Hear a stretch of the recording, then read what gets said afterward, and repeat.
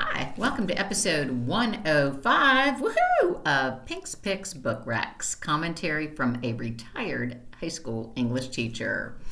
I apologize for having been gone for so long. I've just moved into a new house and have been busy unpacking and doing all of those sorts of things.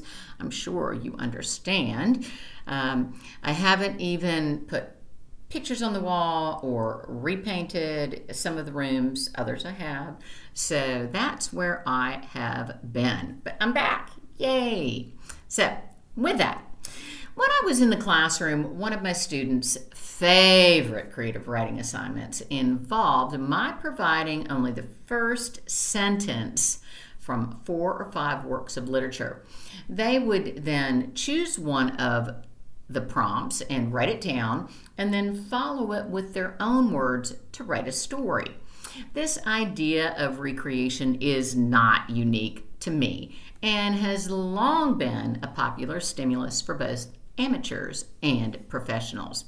Today's award-winning best-selling titles, one old, two new, are all reimaginings of classic novels. They are March, Demon Copperhead, and James. March and James offer perspective shifts of, respectively, Little Women and Huck Finn, while Demon Copperhead is a modernized, Americanized take on David Copperfield.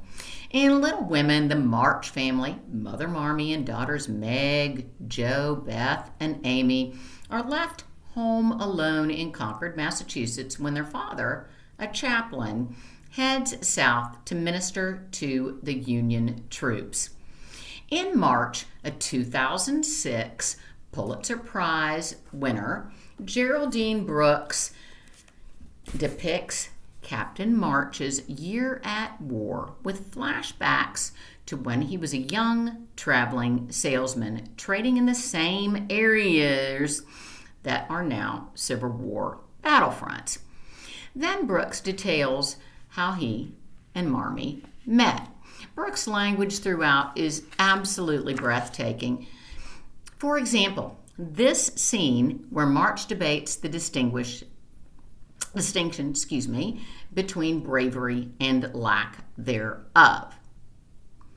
Are there any two words in all of the English language more closely twinned than courage and cowardice? I do not think there is a man alive who will not yearn to possess the former and dread to be accused of the latter. One is held to be the apogee of man's character, the other its nadir. And yet, to me, the two sit side by side on the circle of life, removed from each other by the merest degree of arc.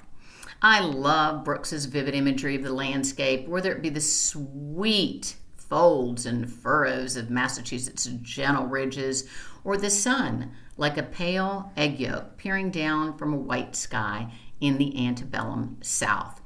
Her writing is lush. Of her many motifs, birds, blood, water, blight, it's Brooks's treatment of shame that I find most compelling. Percival Everett's James is a funny and horrifying, brilliant and riveting retelling of Huck Finn from the slave Jim's perspective. An easier, though no less powerful read than March, it is currently a 2024 National Book Award finalist and was shortlisted for the 2024 Booker Prize. It's also on the list for Barnes & Noble's Book of the Year. Just as March is, James is set at the beginning of the Civil War. In this case, of course, along the Mississippi River, which is as beautiful as it can be terrifying, especially for an escaped slave.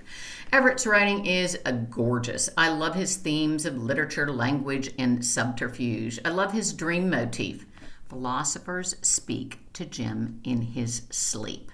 I love how he bookends the repetition of the word waiting, which is significant in both the exposition and the resolution. Mostly, however, I love Everett's repetition of the word name, which appears thematically or symbolically in one form or another over 75 times. In one scene, Huck corrects their captor when the man calls Jim by the wrong name. Vitriolically, the man replies, "Whatever. Caesar, Jim, April, boy, Mandingo, don't make no difference. Tell you what, though, you run, you get worse than last time." Illustrating the gross insignificance of slaves to their possessors.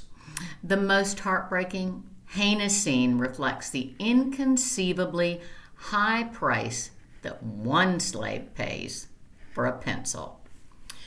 Barbara Kinsolver herself writes that Demon Copperhead is about generational anguish, limited choices, and suffocated hopes, poverty built into a region by historical design.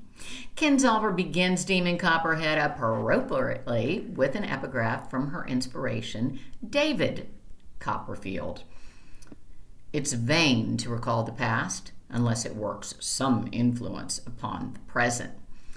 Thus, Copperhead unfolds retrospectively. It begins in 1990s Appalachia, specifically in southwestern Virginia, with the dark-skinned, red-headed Damon Fields, nicknamed Demon Copperhead, narrating.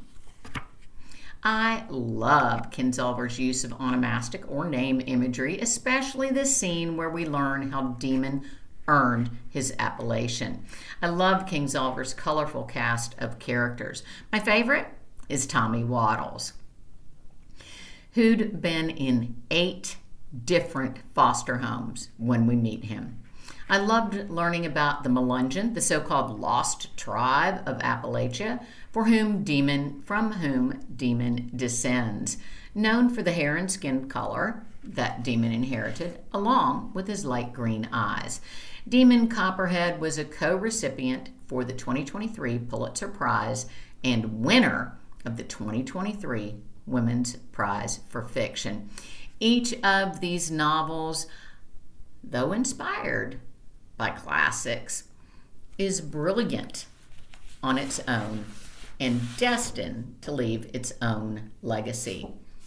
I give all 3 well-earned A's. Until next time, stay safe, make good choices, and do your homework. Bye-bye.